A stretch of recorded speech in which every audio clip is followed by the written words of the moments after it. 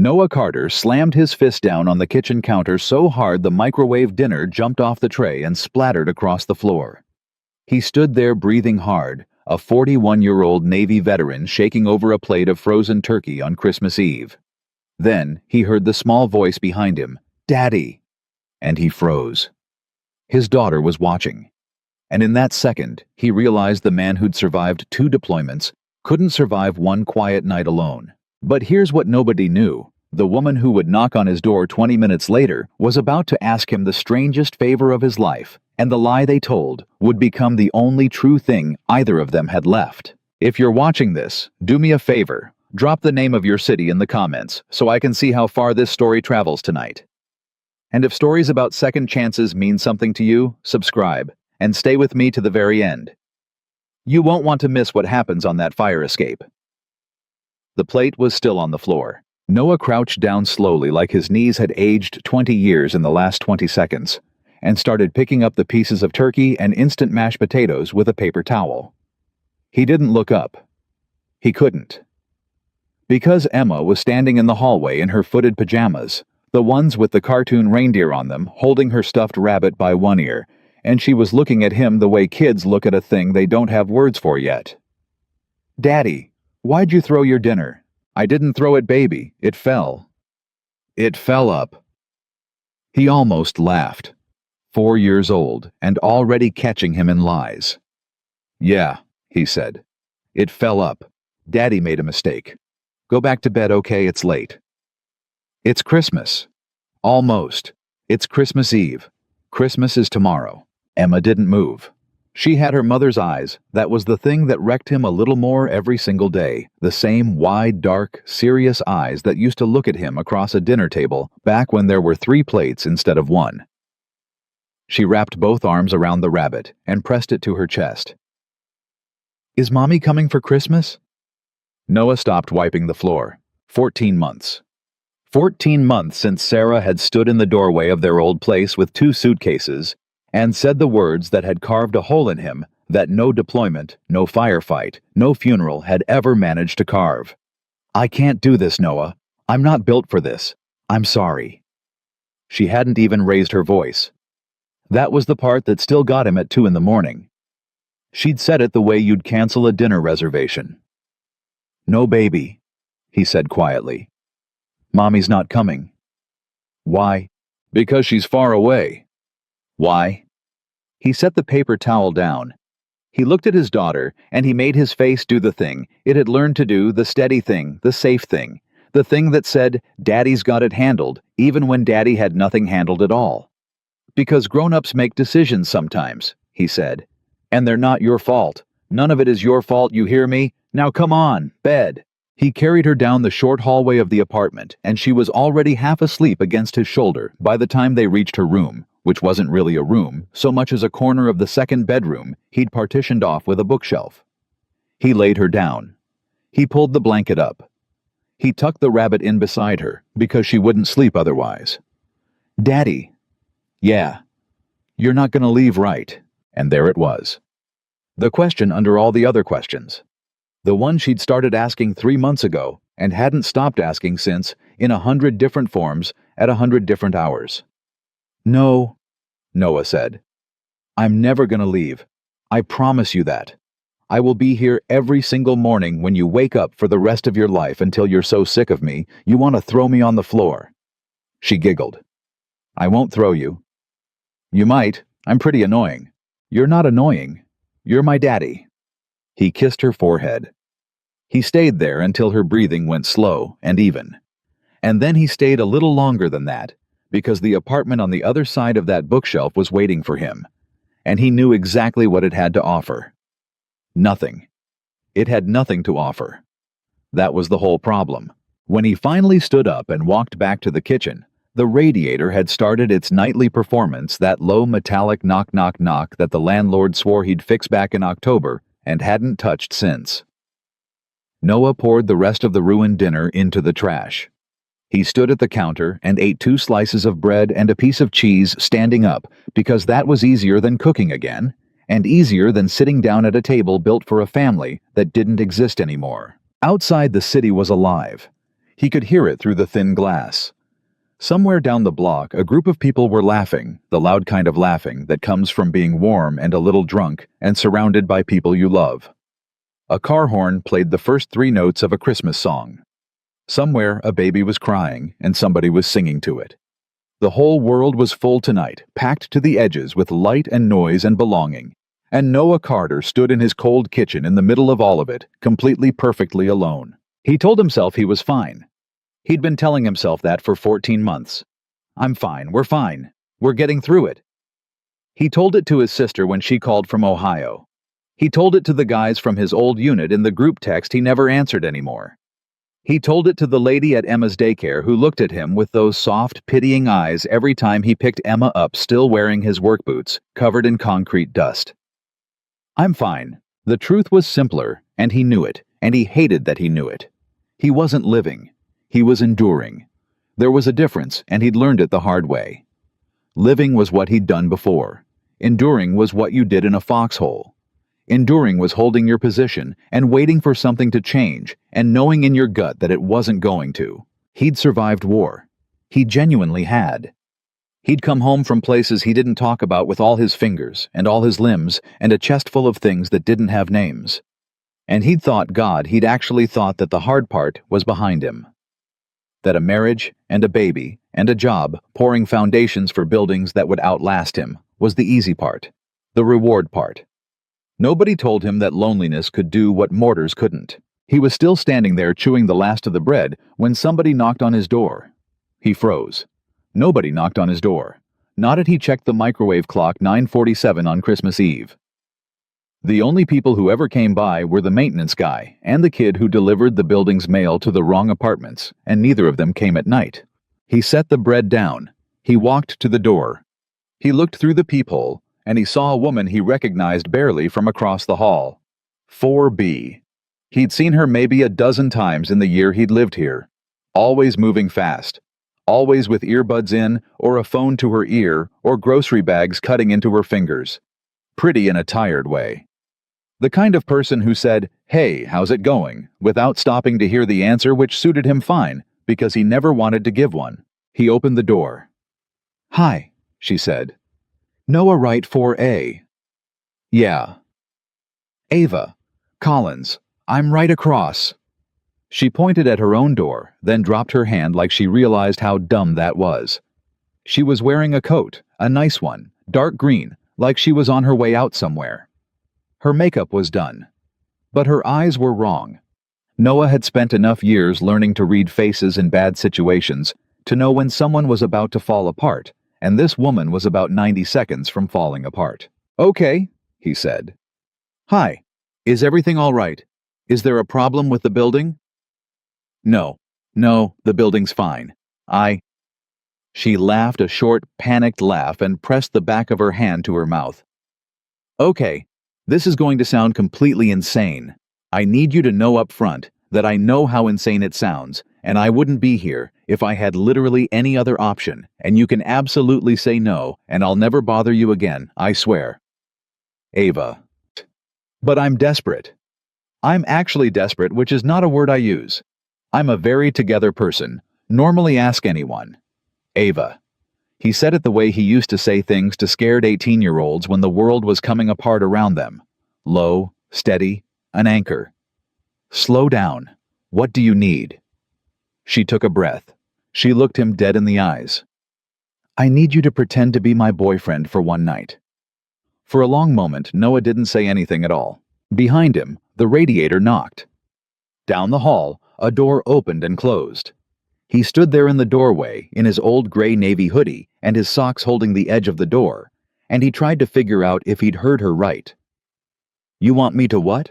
"My family does Christmas Eve dinner. Tonight. In about an hour at my parents' place across town. And 3 weeks ago, when my mother was doing her usual interrogation about my entire life, I told her I was seeing someone, because I couldn't stand the look. You know the look. The poor Ava still alone look. And it came out of my mouth and I couldn't take it back, and now they're expecting me to bring him, to bring you, to bring a guy. Any guy. So lie. Say he's sick. Say he's working." I tried that. I texted my sister this afternoon and said he had the flu, and my mother got on the phone and said, and I quote, "That's fine. We'll save him a plate you bring him by for dessert." And she will not let it go. She will never let it go. And Ava stopped. Her jaw tightened. And he's going to be there. Who's going to be there? My ex. And just like that, the whole thing made sense. Noah had heard that tone before, too. He'd heard it from soldiers talking about people they were scared of. There was a particular flatness that came into a person's voice when they said the word for someone who'd hurt them, like the word itself was a landmine they had to set down very, very carefully. My sister invited him, Ava went on. Before we broke up, months ago. They were close, our families. It was a hole, and now he's coming, and he thinks I'm still. And if I show up alone again after I said there was somebody, he's going to look at me with that face he does, and he's going to know, and he's going to... Her voice cracked. She stopped. She pressed her lips together and breathed through her nose until she had it back under control. Noah watched her do it. He recognized that too. The breathing, the clamping down. He did it himself, maybe 40 times a day. "I'm not asking you to do anything weird," she said. "I'm not. I just need you to stand next to me. Eat dinner. Say your name's Noah, which it is, so that's not even a lie. Shake my dad's hand. Let me hold your arm. 3 hours tops. And then we come home, and we never speak of it again, and I will literally do anything you want in return. I'll watch your kid. I'll do your laundry for a year. I have money I can pay you. I don't want your money." "Then name your price." "I'm serious. I have a daughter," Noah said. Ava blinked. Yeah, I know. I've seen her. She's beautiful. It's Christmas Eve. She's asleep. I can't leave a 4-year-old alone for 3 hours to go pretend to be a stranger's boyfriend. I'm sorry." And he meant it. That was the strange thing. He'd expected to feel annoyed or amused or nothing at all. Instead, he felt sorry. Genuinely sorry in a way that surprised him. "I can't. It's not that I don't look. I'm not a guy who does this kind of thing. I'm not a performer. I don't lie to people for sport. I'd be terrible at it. I'd ruin it for you. You wouldn't? I would. I'm the worst liar you've ever met. Ask my daughter. She catches me every time." He started to close the door gently, the way you'd close a door on someone you didn't want to hurt. "I'm really sorry, Ava. I hope it goes okay tonight. I do. Bring her." He stopped. "What? Bring your daughter?" Ava had put her hand flat against the door, not pushing it, just stopping it. "My family loves kids. My sister has too. My mom would lose her entire mind with joy if a little girl showed up. There'll be presents under the tree she could open. There'll be other kids. There'll be food, a real Christmas dinner, not..." Her eyes flicked past him just for a second into the apartment behind him, to the kitchen counter with 2 slices of bread on it, to the cold blue light, to the silence. "Not whatever this is," she finished quietly. Noah felt something tighten in his chest. "I'm not trying to insult you," Ava said. "I swear to God I'm not. I saw your light on. I've been standing in my apartment for 45 minutes trying to talk myself out of coming over here. And the whole time I kept thinking that guy across the hall every time I see him. He's got that little girl on his hip, and he looks like he hasn't slept since the Obama administration, and tonight's Christmas Eve. And his light is on, and he's home. On Christmas Eve. Alone. With a kid." She shook her head. "And I thought maybe we're 2 people who both don't want to be where we are tonight. And maybe we could just not be alone, together, for a few hours." Noah looked at her. He didn't say anything, so she kept going quieter now, almost to herself. "You shouldn't spend Christmas Eve alone," Ava said. "Nobody should. Not you. Not that little girl in there. Not..." She stopped. Swallowed. "Not me." And that was the thing that did it. Not the favor. Not the desperation. Not the money she'd offered, or the laundry, or the absurdity of the whole situation. It was 4 words said by a stranger in a green coat at 9:45 on the worst night of the year.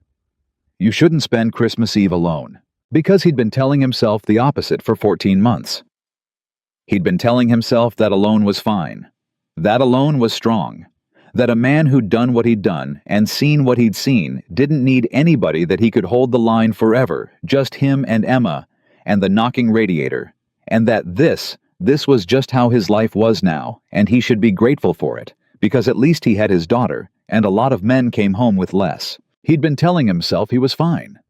And here was a complete stranger looking at him like she could see straight through that, like she could see the bread on the counter and the empty chairs, and the man crouched on the floor 20 minutes ago picking up his own dinner, and she wasn't pitying him.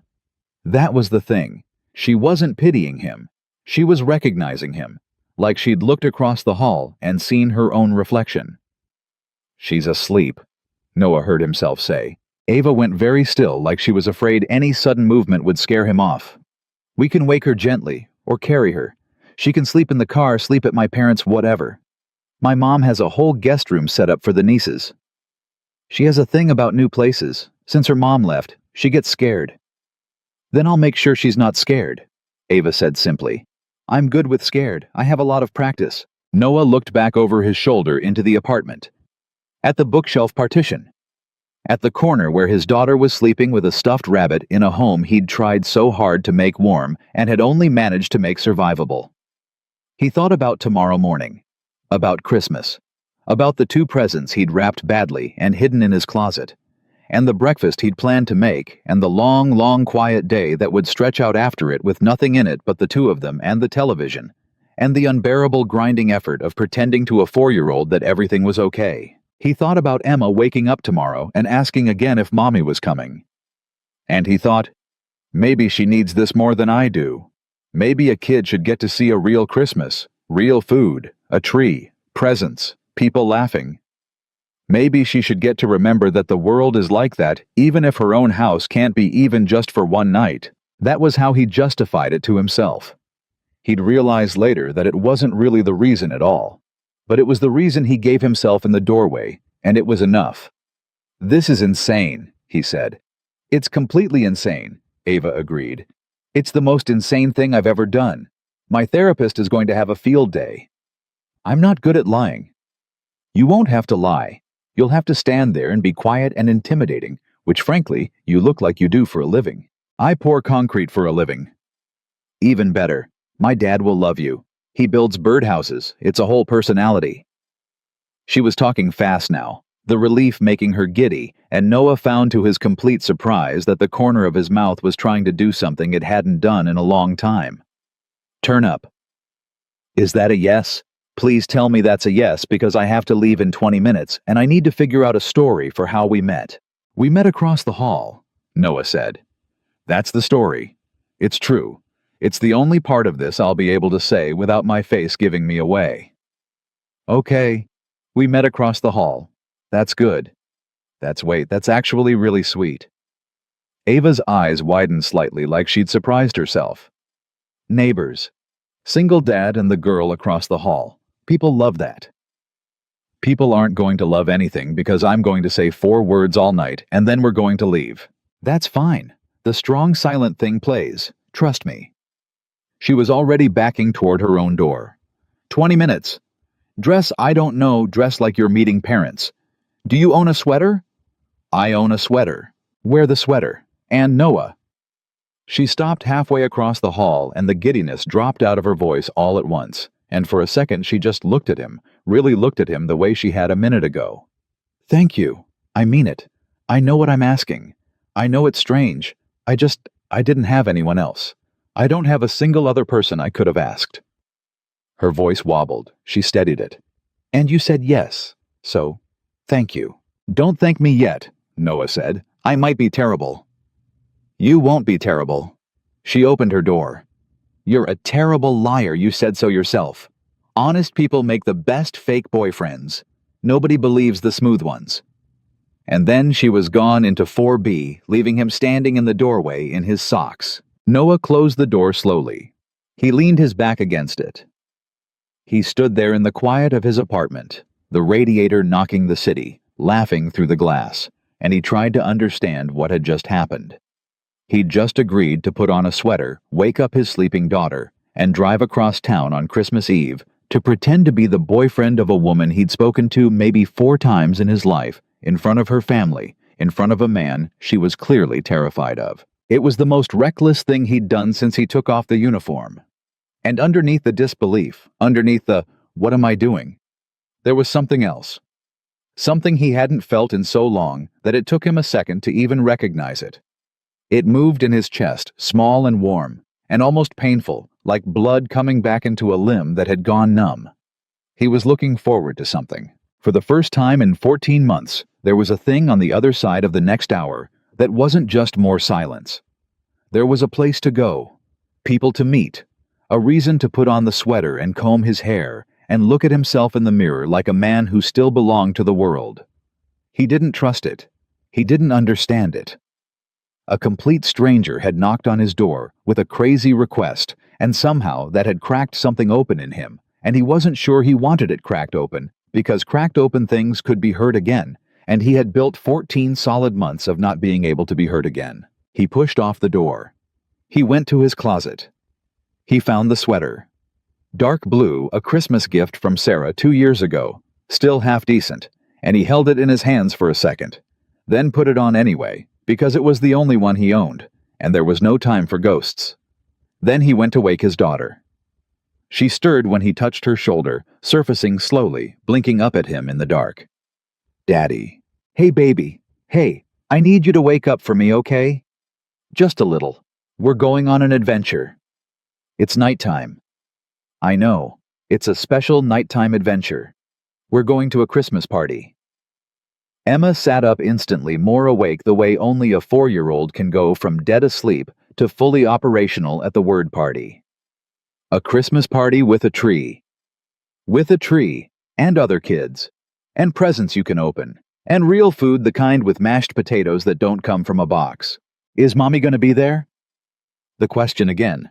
It never stopped coming, but this time, for some reason, it didn't land the same way. Maybe because for once, Noah had a better answer than no. "No baby, but our new friend Ava's gonna be there. She lives right across the hall. You've seen her, and her whole family, and they're really excited to meet you." "Why?" "Because you're you. Come on, let's find your good shoes.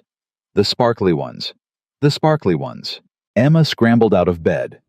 The rabbit forgotten already, talking a mile a minute about whether there would be cookies, and whether the other kids would be nice, and whether she could open all the presents, or just some of the presents. And Noah found himself moving faster than he'd moved in months. Pulling her good dress over her head, finding the sparkly shoes, wrestling her hair into something that resembled order. And the apartment, for the first time in he didn't know how long, was full of noise. Good noise.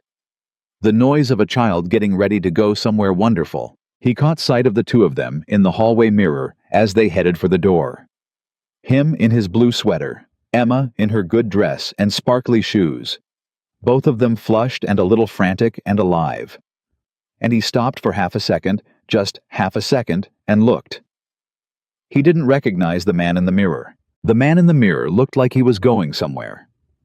Like he had a reason. Like maybe somewhere under 14 months of enduring, there was still a man in there who knew how to live. "Daddy, come on," Emma said, tugging his hand. "We're gonna miss the party." "We're not gonna miss the party," Noah said. He grabbed his keys off the hook. He grabbed the 2 badly wrapped presents from the closet, because it occurred to him that a man who showed up to a family's Christmas with nothing wasn't much of a man at all, and maybe a kid should have something to put under the tree. He grabbed Emma's coat and his coat, and then he stood at the door with his daughter's small warm hand in his, and his heart doing something complicated and unfamiliar in his chest. He'd survived war. He'd survived his wife walking out the door. He'd survived 14 months of enduring, and he had absolutely no idea, none that the woman across the hall in the green coat, the one he'd said yes to out of pity and loneliness, and the simple, unbearable wish to not be alone for one single night, was about to change the entire shape of his life. That the lie they were about to tell would crack open in the worst possible way, in front of the worst possible person, and that out of the wreckage of it, something real and terrifying and good was going to grow. He didn't know any of that yet. All he knew was that for the first time in a long time, when he opened the door, he wasn't stepping out into the cold to endure something. He was stepping out to live it. "Okay, Emma," he said, and his voice was steady, and for once it wasn't pretending. Let's go meet some people. And he opened the door. The car ride across town was quieter than Noah expected, mostly because Ava wouldn't stop talking. Okay, so we need a story, she said from the passenger seat, twisting around to check on Emma, who was buckled into the borrowed booster seat Ava had produced from somewhere with a kind of frantic competence that told Noah she'd thought of everything, except the part where she'd have to actually go through with it. How long have we been dating? My mom's going to ask. She asks everything. She'll want a timeline. She'll want to know what your intentions are. She asked my cousin's boyfriend what his credit score was. 2 months. Noah said, eyes on the road. We met across the hall. We've been seeing each other 2 months, and I don't talk about my finances at dinner. 2 months is good. 2 months is believable. 2 months is wait. Why 2 months specifically? Because it's long enough that it's real, and short enough that nobody expects me to know your middle name. It's Renee. I don't need to know your middle name. You might. He'll test you. He does that. He'll ask you something he knows the answer to just to see if you'll get it wrong. Ava said he the same flat way she'd said it in the hallway, and Noah noticed her hands had found the hem of her coat and started worrying it again, folding it and unfolding it. He's like that. He turns everything into a quiz you didn't study for. Then he can fail me. I don't care if your family thinks I'm a great boyfriend, Ava. I just have to be a present one. There's a difference. She looked at him for a second sideways in the passing light of the street lamps. You're weirdly good at this for somebody who said he was bad at it. I'm not lying yet, Noah said.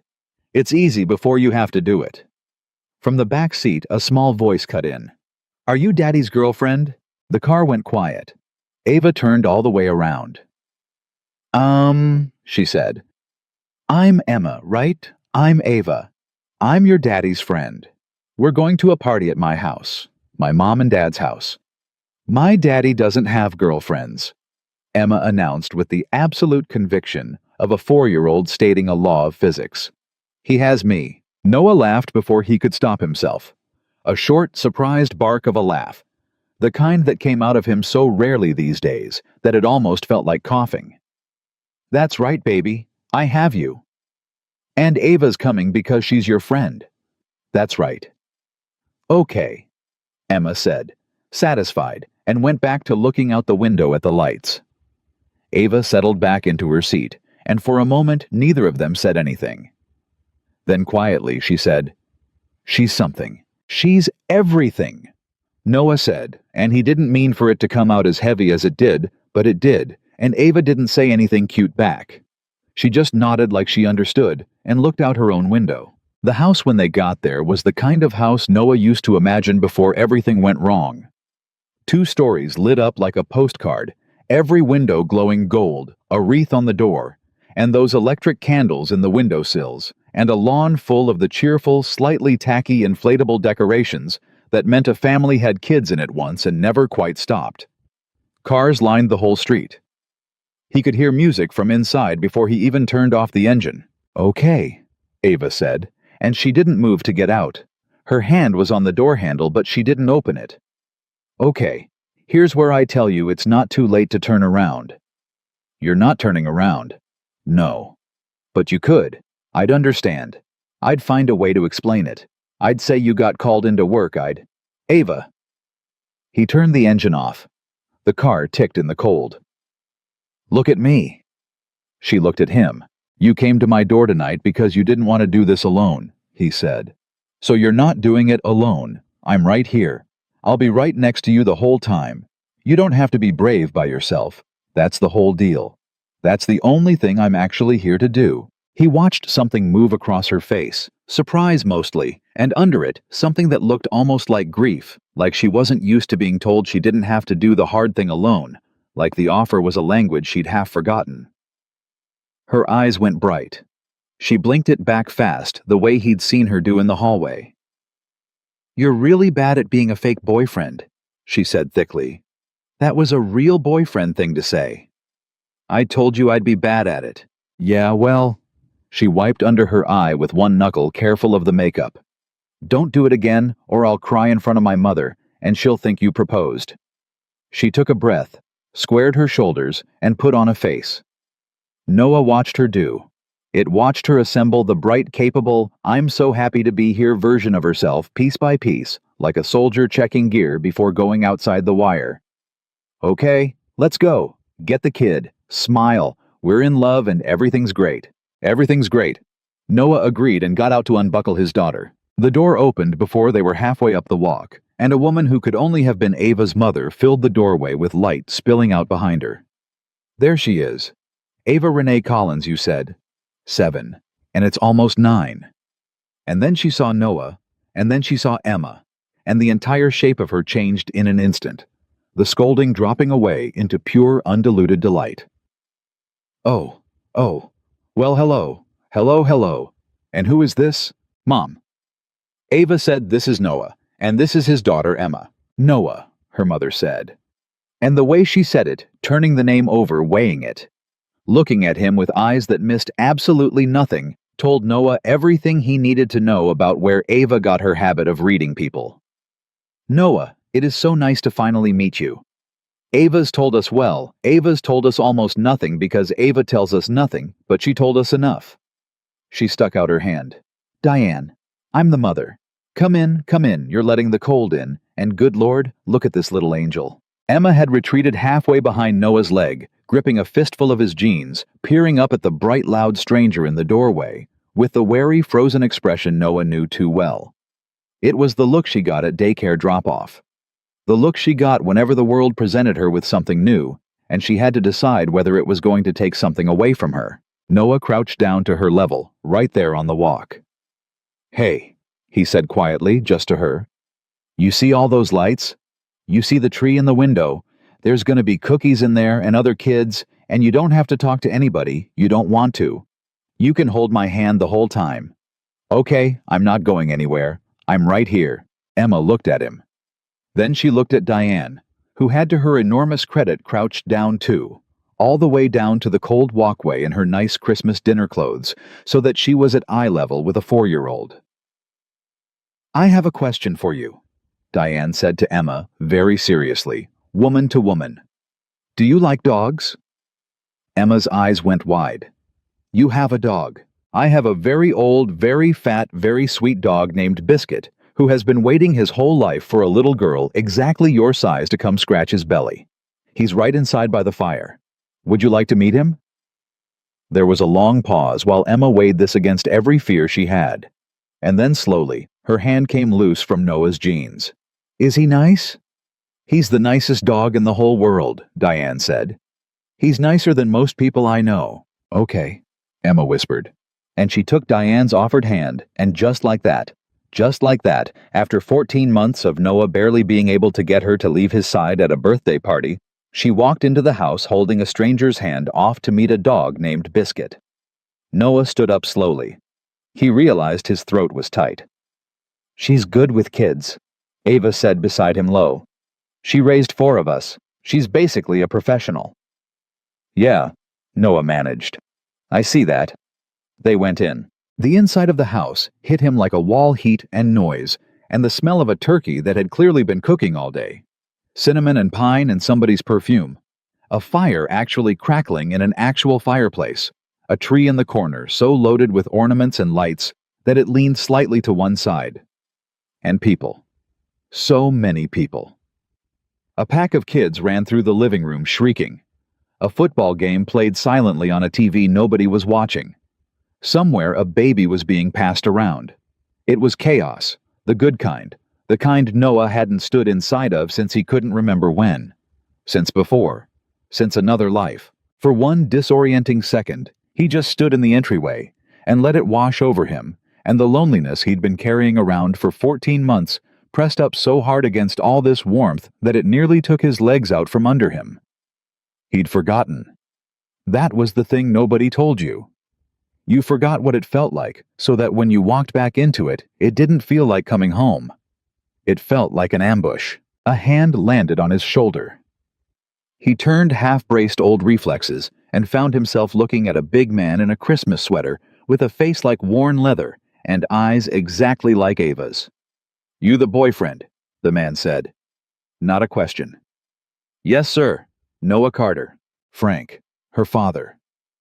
Frank shook his hand, and his grip was a test, the way some men's grips always were, and Noah passed it without thinking, his own hand still hard from years of work, and years before that, of something harder.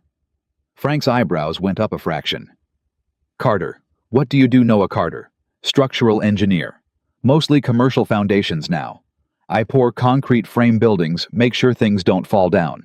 Make sure things don't fall down. Frank nodded slowly like he was filing it away. And before that? You've got a before that. I can see it on you. Noah hesitated half a beat. Navy, sir. 8 years. The change in Frank was small but total. The testing went out of his eyes. Where? Couple places I don't talk about much. Good answer, Frank said quietly. I was Army. Long time ago. Different war. He gave Noah's shoulder one more squeeze, harder this time, and there was something in it that wasn't a test anymore. Glad you came. She doesn't bring people around. Hasn't in a long time. Whatever you're doing, keep doing it. And he turned and bellowed into the next room. Diane, where'd you put the boy's drink? Get this man a beer. He's a sailor. He's earned it. Ava appeared at Noah's elbow, having shed her coat, looking like a different person in a dark red dress, and she leaned in close enough that her breath was warm against his ear. What did he say to you? He likes me. He does not like you. He's never liked anyone. He likes me. We're both veterans. We've already bonded. He called me the boy. Ava pulled back and stared at him. He called you the boy. He calls family the boy. He called my brother-in-law that guy for 6 years. She shook her head, dazed. You've been here 90 seconds. I told you. Honest people make good fake boyfriends. But Noah found he couldn't quite hold the joke because over Ava's shoulder in the living room, his daughter was sitting on the floor next to an enormous golden dog, both hands buried in its fur, laughing, actually laughing. Head back, the full-body laugh he hadn't heard from her in so long that the sound of it landed in him like a blow. A little girl, maybe 6, had sat down next to her and was showing her something, and Emma was nodding along, and the wariness was just gone. Burned off in the heat of the room like fog. Hey, Ava said softly, following his gaze. You okay? Yeah, Noah said. Yeah, she hasn't laughed like that in a while. That's all. How long's it been since her mom? 14 months. Ava nodded slowly. She didn't say I'm sorry, which Noah was grateful for because he was sick to death of I'm sorry. She just stood next to him and watched his daughter pet a dog and let the silence be a kind one, and after a moment she said, She's safe here. I promise you that. Whatever else is messed up about my family, and there's a lot, the one thing they do right is kids. Nobody's gonna let anything happen to her. She can run around and eat too much sugar and pass out under the tree, and a dozen people will keep half an eye on her without even thinking about it. That's the one thing about a house like this. There's always somebody watching. That's the part I didn't know I needed, Noah said before he could think better of it. Somebody else watching. It's just been me. For 14 months, it's just been me watching. You can't ever fully relax when it's just you. You're the whole net. If you drop her, there's nobody underneath. He stopped, surprised at himself. He didn't talk like this. He didn't talk at all, mostly. Sorry, that's more than you asked for. No, Ava said. It's not. And the way she looked at him then was different than before. Not the giddy relief, not the gratitude. Something steadier. Like she was actually seeing him, and what she saw didn't scare her off. It's exactly what I asked for, actually. I asked you to be real. You're being real. Most people can't even when they're not pretending. Frank came back and shoved a beer into Noah's hand and dragged him off to look at a birdhouse he was building in the garage, which was apparently both a real birdhouse and a personality exactly as Ava had warned. And for the next hour, Noah found himself folded into the machinery of a family Christmas in a way he hadn't been in years. He admired the birdhouse. He helped Frank carry a folding table up from the basement.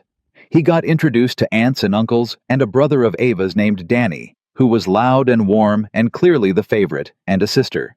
The sister he watched more carefully because Ava had warned him about the sister too. Protective, she'd said. She'll be the one who's suspicious. Her name was Claire, and she was older than Ava. sharper around the edges with 2 kids of her own, and the particular tired vigilance of a woman who'd appointed herself the family's early warning system. She cornered Noah by the drinks table maybe 40 minutes in, while Ava was across the room being interrogated by Diane. "So?" Claire said. "Noah?" "Claire, you know my sister 2 months.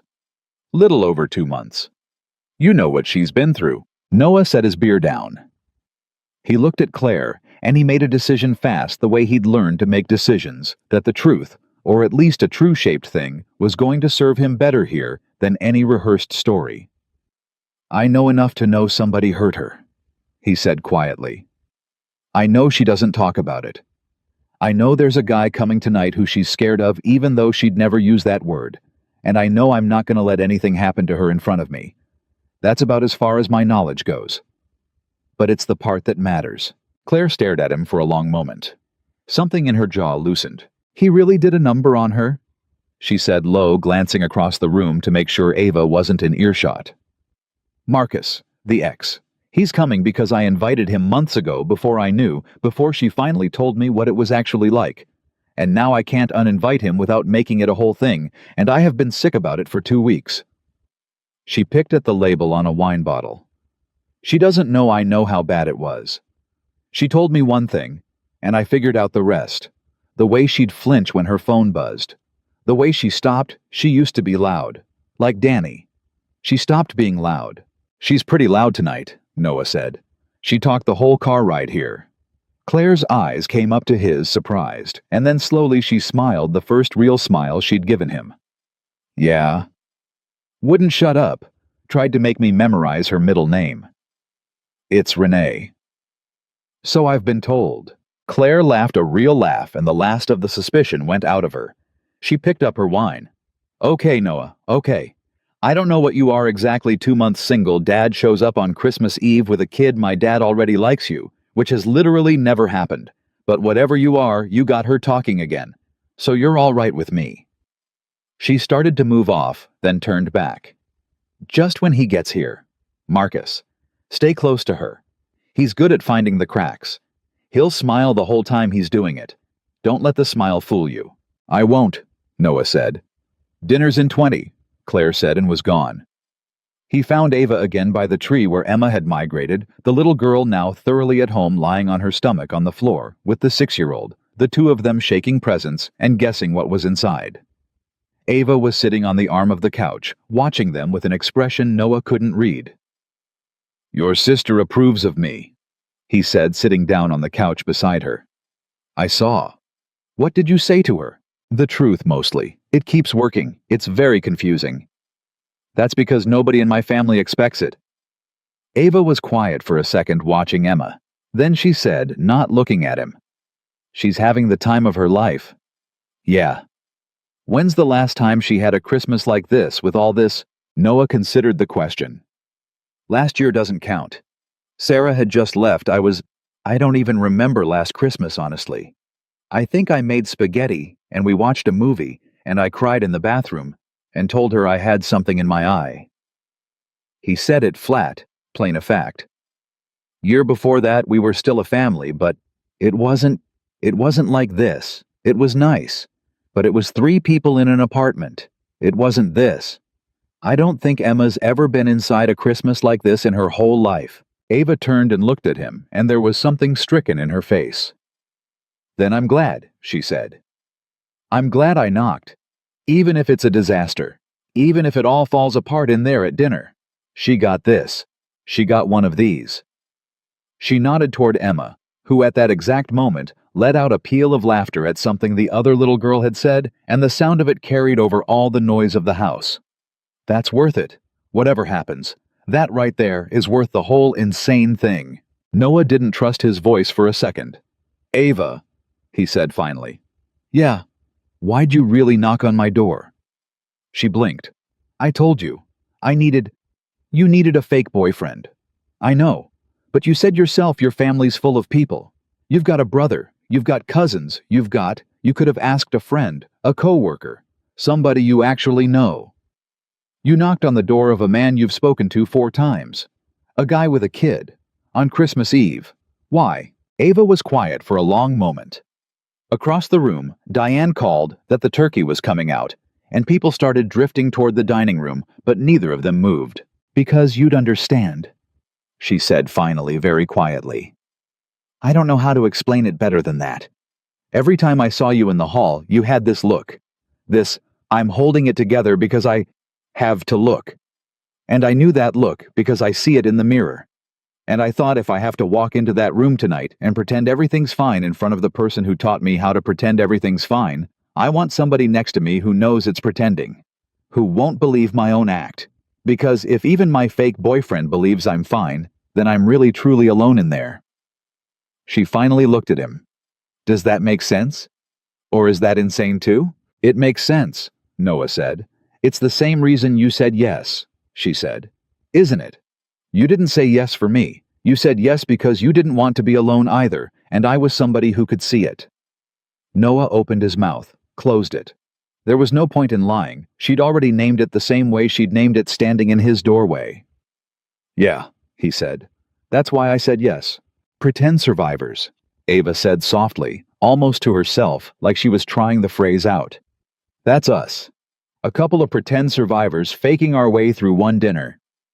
"Dinner!" Diane bellowed from the other room. "Ava, Noah, get in here. You two can stare at each other after we eat." Ava huffed a laugh and stood smoothing her dress, and the bright, capable mask slid back over her face. But it was thinner now, Noah noticed. He could see through it. Maybe he was the only one in the house who could. "Come on," she said, holding out her hand. "Showtime. Hold my hand. Look besotted. And for the love of God, if my mother asks what your intentions are, do not say you pour concrete." Noah took her hand. It was the first time he'd held it. It was smaller than he expected, and colder than it should have been, and he felt her grip tighten around his, with a pressure that had nothing to do with the act. A real grip. A don't let go grip. And he closed his hand around hers and held on. "I've got you," he said quietly. "Whatever happens in there, I've got you." "I know," she said, and the surprising thing, the thing that stayed with him later, was that she said it like she actually believed it. "Come on, let's go eat with my crazy family." They walked into the dining room together hand in hand, and the long table was loaded with everything Noah had stopped letting himself imagine: the turkey, the potatoes, the dishes that had clearly been somebody's grandmother's recipes. Candles lit a dozen mismatched chairs, crammed in close, and a place set for him, and a booster seat already set up for Emma between Diane and the 6-year-old, like she'd been coming to this table her whole life. Frank was carving. Danny was telling a story too loud. Claire was wrangling a toddler. And for one suspended moment, standing in the doorway of all that warmth, with a near stranger's hand in his, and his daughter laughing in the middle of it, Noah felt the thing he'd been so afraid to feel. He felt like he belonged somewhere. It was a lie. He knew it was a lie.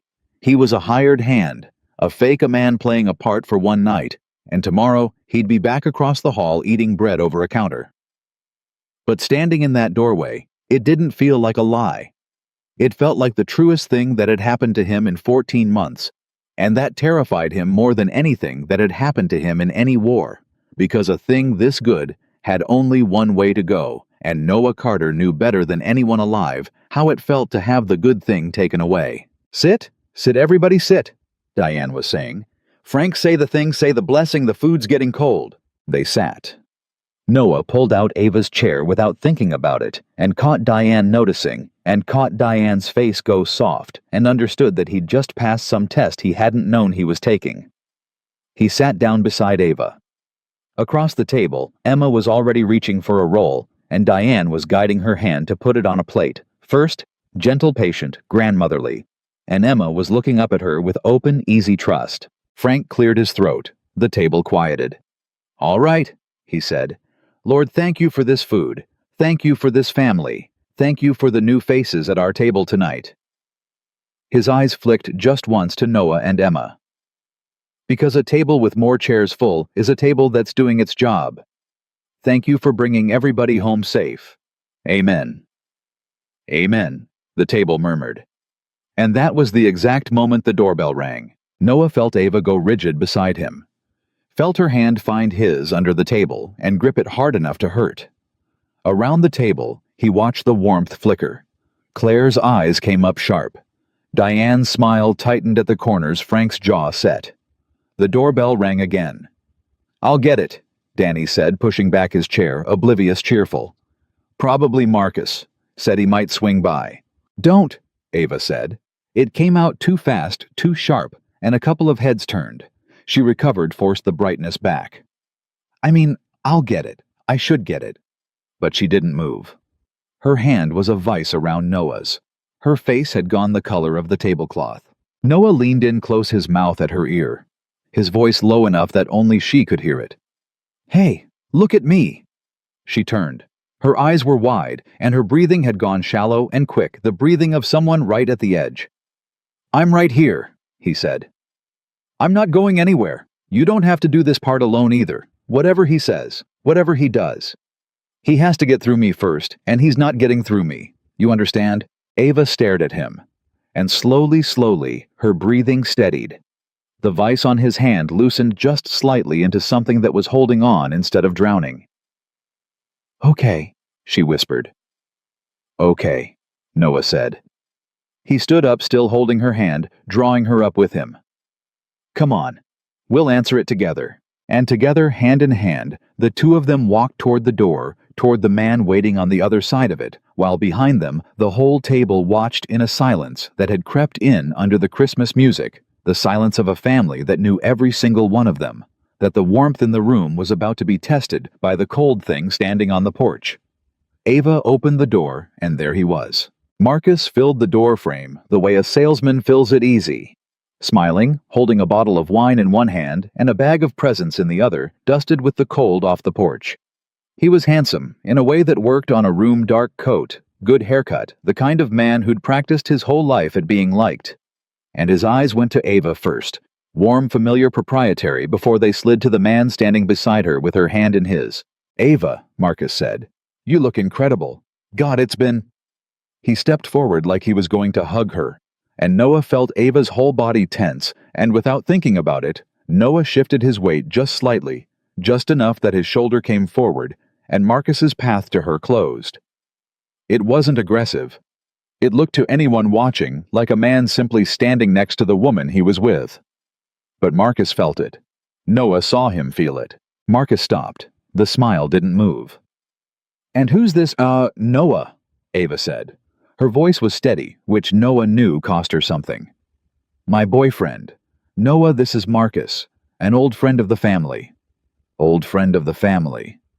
Marcus repeated it like he was tasting it, and the smile got a little wider, a little colder. "That's generous. Boyfriend, huh? Well." He stuck out his hand. "Marcus, pleasure." Noah shook it. Marcus squeezed the same test Frank had given him. But where Frank's had been a question, Marcus's was a challenge, a man trying to find out something. Noah let his own hand stay relaxed, easy, and just didn't give. Didn't squeeze back. Didn't flinch. Just let his grip sit there like a slab of poured foundation, immovable, while Marcus pressed harder and got nothing back. Got no rise, no reaction, until it was Marcus who had to let go first, or look like he was trying too hard. He let go. "Strong grip," Marcus said lightly. "You too," Noah said, which was a lie, and they both knew it was a lie, and that was the first move in a game that was now officially being played. "Marcus," Danny called from the dining room. "Get in here, man. You're letting the cold in. We just sat down." Coming. Marcus stepped inside, and the warmth of the house swallowed him, and Noah watched the man transform, the smile widening the shoulders, loosening the whole performance of the beloved family friend, snapping into place as he handed off the wine to Diane and the presents to a kid, and clapped Frank on the back, and called Claire by a nickname she clearly hated. He was good. Noah had to give him that. He worked the room like a man running for office, and within 90 seconds, half the table had forgotten there was anything uncomfortable about him being there at all. But not all of them. Claire was watching him with flat, careful eyes. And Ava. Ava had gone quiet beside Noah as they walked back to the table. The loudness from the car ride completely gone, folded back up inside herself. And Noah felt it happen, felt her shrink, and he hated it. He'd known her for 3 hours, and he already hated watching her shrink. They sat. Marcus took the empty chair across the table and one seat down, which put him almost directly across from Ava, close enough to talk to her, close enough to watch her, and Noah understood that it was not an accident. Marcus did nothing by accident. "So," Marcus said once the food was moving and the noise had come back up. He said it to the table, but his eyes were on Noah. "Noah, what is it you do, Noah?" "Structural engineer." "Engineer. Nice. Stable." Ava always did go for the stable type. Marcus smiled around a forkful of turkey. Until she didn't anyway. He let that sit for half a second. A little hook dropped in the water before he reeled it back with a laugh. "Kidding. Old joke. How long have you two been?" "Couple months," Noah said. "Couple months. Huh. And she's already bringing you home for Christmas, meeting the parents. That's fast." Marcus turned to Diane. "Isn't that fast? Diane Ava used to make me wait 6 months before I even met you." Diane's smile was thin. "Times change, Marcus." "Sure they do. Sure they do." Marcus turned back to Noah, his head cocked friendly as a snake. "So what's the deal, you live nearby?" "How'd you two even meet? Ava's not exactly the type to swipe right on a guy." "We're neighbors," Noah said. "Across the hall." "Across the hall. So you just knocked on her door one day?" "She knocked on mine." It came out before Noah could think about whether it was strategically wise, and he felt Ava go still beside him. Because it was true. It was the truest sentence either of them had said all night. "She knocked on mine," and Marcus didn't know how true it was, but it landed anyway, because Ava heard it. She heard it. And under the table, her hand found Noah's knee, for half a second. A quick pressure gone before anyone could see. And Noah understood it as a thank you. "She knocked on yours," Marcus said. "Bold. That's not the Ava I knew. The Ava I knew didn't make the first move on anything." He cut his food. "But people change, I guess. Or maybe she just found the right guy to chase." The smile again. "No offense." "None taken," Noah said. "Marcus," Claire said sharply from down the table. "How's work?" It was a deliberate redirect, and Marcus took it gracefully, launching into something about a promotion, a corner office, a deal he'd closed, and the table's attention drifted with him, and Noah used the cover of it to lean toward Ava. "You okay?" he murmured. "I'm fine," she said automatically, and then catching herself. Catching the irony of saying the exact phrase the two of them had agreed was a lie, she huffed a breath that was almost a laugh. "No, I'm not fine. But I'm okay. There's a difference, right? You taught me that in the car." "There's a difference," Noah agreed. "He's doing it," she whispered. "The thing. The little he's circling. He's testing the fence. He'll find a soft spot. Eventually, he always does. He'll find the one thing that... He won't get to you." "He always gets to me. Not tonight," Noah said. "Tonight you've got a fence post that doesn't move. Look at me." She looked. "I poured foundations for a living for 8 years. Before that, I held a line in places where holding the line was the only thing between a lot of people and a very bad day.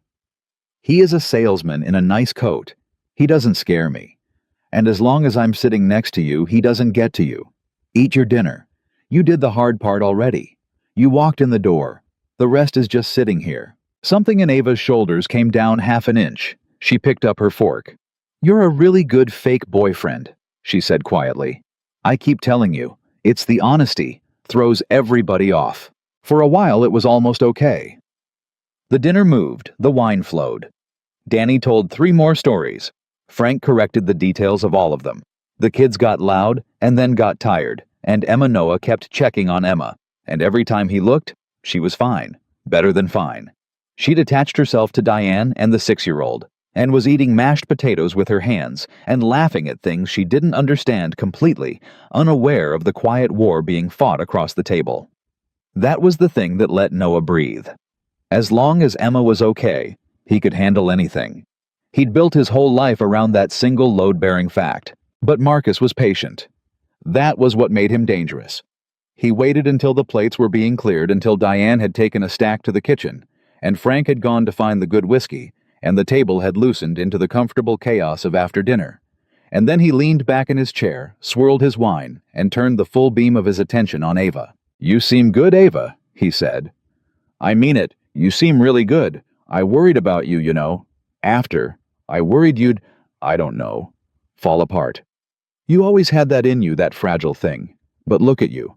Boyfriend, family dinner, you're glowing. I'm happy for you. I am." It was poison wrapped in a compliment, and Noah watched it work. Watched the word fragile go into Ava, like a needle watched her flinch at fall apart. Watched the careful steadiness she'd rebuilt over the last hour start to crack down the middle. "I'm doing well," Ava said, but it came out smaller than she wanted.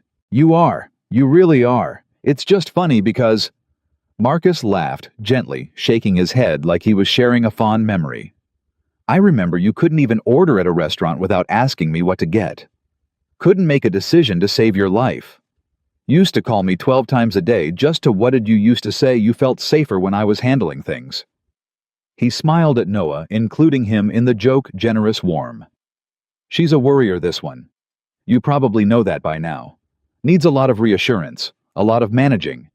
I always said somebody could really take advantage of how much she needs to be told everything's fine." The table had gone quiet. Even Danny had stopped talking. Ava's face had drained of all its color, and she was looking down at her plate, and her hands had disappeared into her lap, and Noah could see her breathing again. The shallow, quick breathing, the drowning breathing, and he understood that this was the soft spot Marcus had been hunting for all night. Not her looks, not her job, not her new relationship. This. The thing Marcus had spent however many years building inside her, the belief that she was fragile, that she couldn't manage on her own, that she'd always need a man to handle her life, and that any man who had her was doing her a favor. And the most poisonous part Noah saw was that Ava half believed it. He could see her believing it. He could see 12 months of recovery start to dissolve under 30 seconds of a smiling man saying fragile and fall apart and needs to be managed in front of her whole family. Noah set down his glass. He didn't raise his voice. He'd learned a long time ago that the men who raised their voices were the ones who'd already lost the room. He spoke quietly and evenly, and the quiet of it made the whole table lean in. "That's interesting," Noah said. "Because that's not the woman I know." Marcus turned to him, smile still in place, but his eyes had sharpened. "No. Noah leaned forward, forearms on the table the way Frank had, taking up his space without trying to. "The woman I know knocked on a stranger's door because she needed something, and she wasn't too proud to ask. You know how rare that is. Asking for help is the hardest thing a person can do. Takes more guts than most people have. The woman I know walked into a room tonight she was scared to walk into, and she walked in anyway with her head up. The woman I know hasn't asked me what to order, what to think, or what to do one single time since I've known her. She tells me what's what. She talked the entire car ride here." He let that sit. "So, I don't know who you're describing. But it isn't her. Maybe it was once.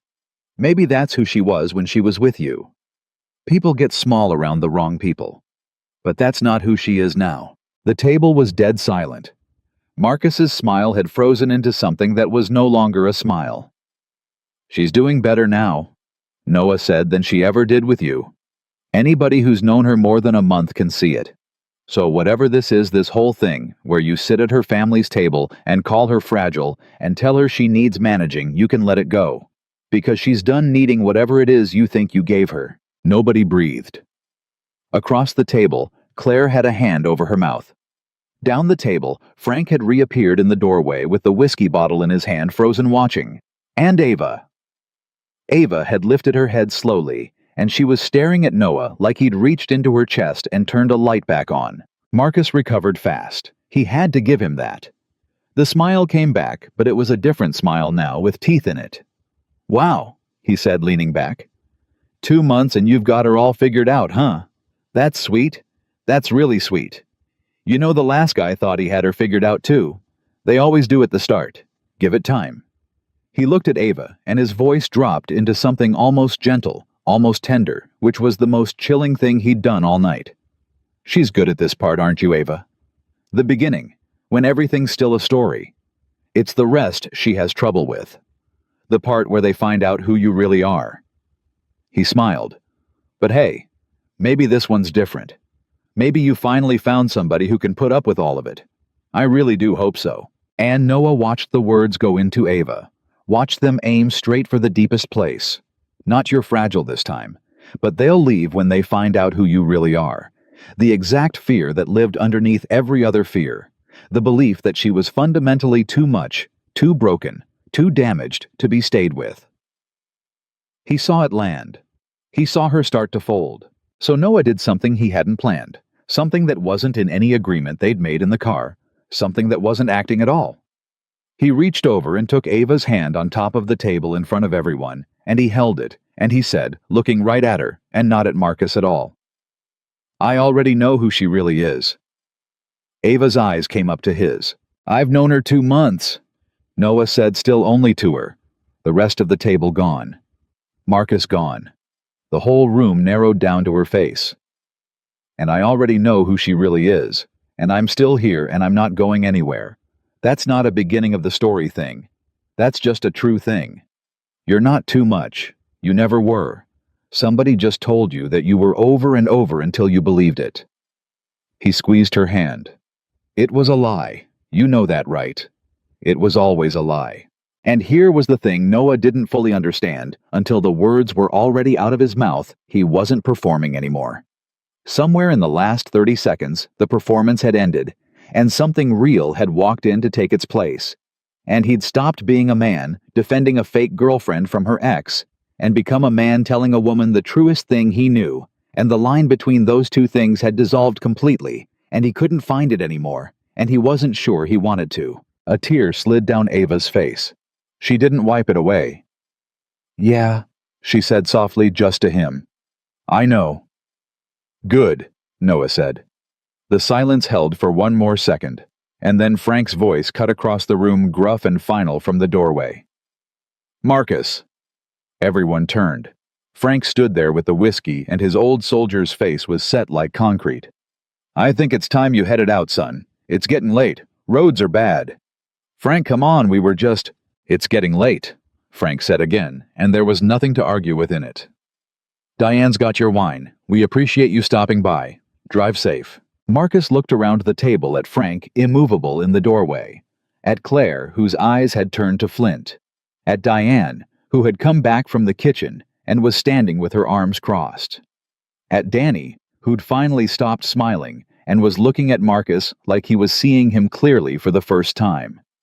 He looked at the whole family, and he saw all at once that he'd lost the room, that he'd overplayed it, that the warm crowd he'd worked so easily an hour ago had closed against him like a fist. He stood up. He buttoned his coat.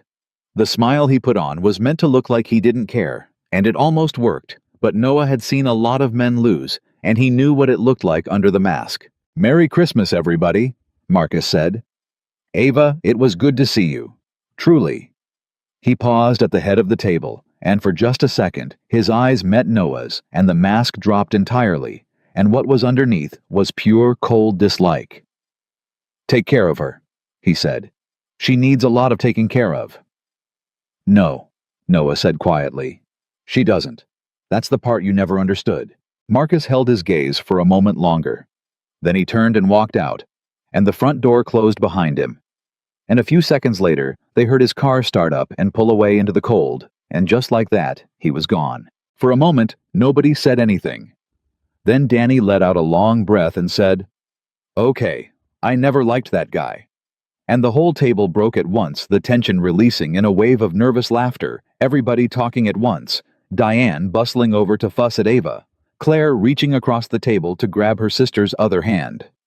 And in the middle of it, Frank crossed the room, set down the whiskey, put his big hand on Noah's shoulder, and leaned down close. "Navy," he said quietly, just for Noah. "I knew there was steel in you the second you walked in.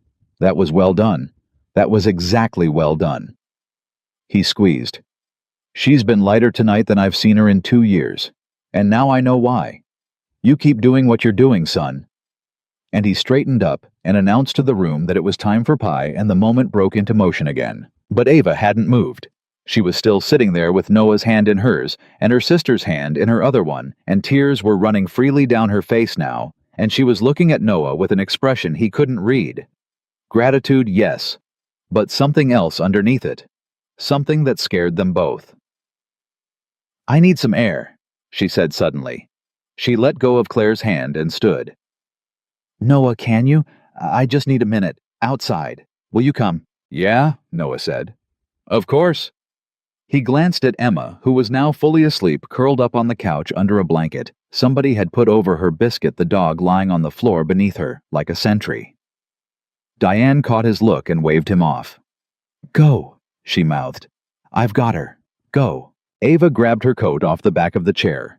She didn't head for the front door where Marcus had gone.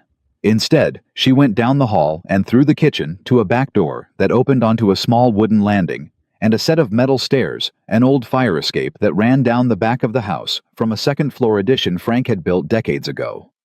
The cold hit them both like a slap. The noise of the party dropped away behind the closed door, and suddenly it was just the two of them alone, the city glittering cold and enormous below their breath, steaming in the dark. For a long moment, neither of them said anything. Ava gripped the metal railing with both hands and stared out at the lights, and Noah stood beside her close but not touching, and waited, because he'd learned that some things you couldn't pull out of a person, you could only wait for. "You weren't supposed to do that," Ava said finally, her voice shaking. "In there. What you said. That wasn't the deal. The deal was you stand there and look intimidating, and we get through dinner. You weren't supposed to—" Her voice broke. "You weren't supposed to mean it." "I know," Noah said. "You weren't supposed to say I already know who she really is. You don't know who I really am. You've known me for 3 hours. The whole thing's a lie. Noah, the boyfriend thing. The 2 months, all of it. I made it up. I knocked on your door, and I made up a whole relationship because I was too ashamed to walk into my own family's house alone." The words were coming fast now, tumbling out the loud Ava from the car back, but wild now, unguarded. "And you stood up in there, and you defended me like it was real, like I was worth defending, and I can't." She turned to face him, and her face was wet and stricken in the cold light. "Why did you do that? It wasn't real. None of this is real. Why would you say something that real about something that isn't real?" And Noah looked at her. This woman he'd known for 3 hours, and somehow felt like he'd been waiting his whole life to meet, standing on a freezing fire escape on Christmas Eve, with her mascara running, and her family's warmth glowing through the window behind her, asking him why he'd told the truth. And he understood that they had arrived, the two of them, at the exact place where the lie ended, and the rest of their lives either began or didn't. So he told her the truth. The whole truth. The one he hadn't even told himself. "Because I didn't come here for the lie," Noah said. "What does that mean?" Ava said. "You didn't come for the lie. You came because of the lie. That was the whole I knocked on your door and asked you to lie and you said yes. That's why you're here." "That's why I said yes," Noah said. "It's not why I came." "Those are the same thing." "They're not." He put his hands on the cold railing next to hers, not touching, just close. "You want to know the truth. The real one. When you knocked on my door tonight and asked me to pretend to be your boyfriend, I should have said no. I almost did say no. It was insane, you were a stranger. I had a sleeping kid. Every reasonable part of me said no." He stared out at the lights. "But there was this other part. This part I've been ignoring for 14 months because it was too dangerous to listen to. And that part heard you say 4 words, and it stood right up." "What 4 words?" "You shouldn't spend Christmas Eve alone."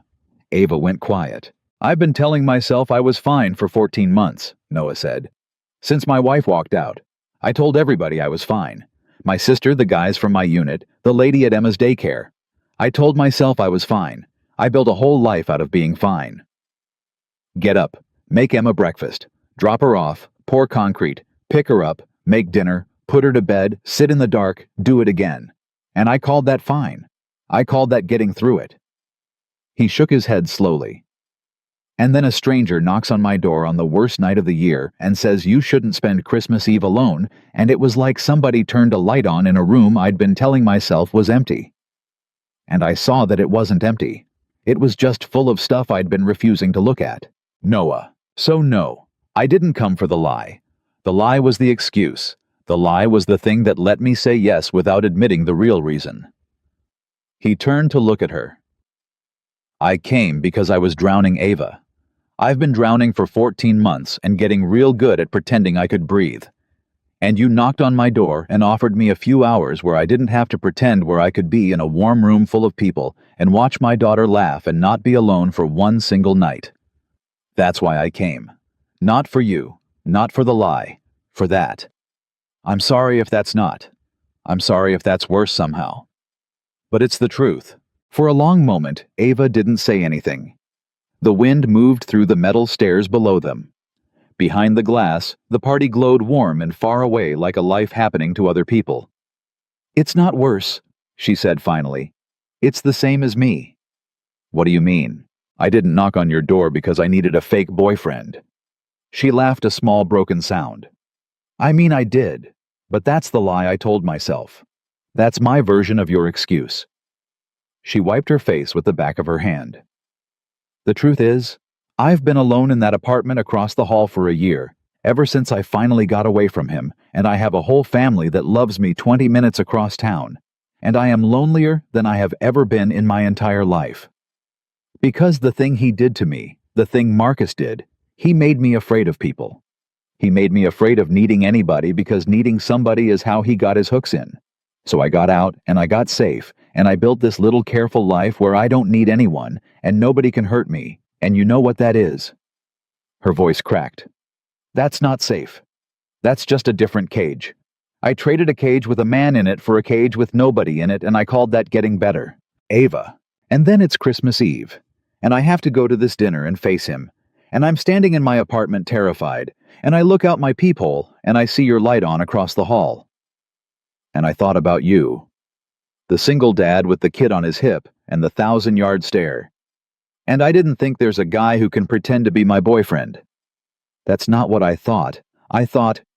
She stopped, made herself say it. I thought there's somebody who might understand. There's somebody who's as alone as I am. And I wanted God. This is embarrassing. I wanted an excuse to not be alone with you. Both of us. Just for one night. The boyfriend thing was just the only excuse I could think of that wouldn't make me look as pathetic as I felt. Noah stared at her.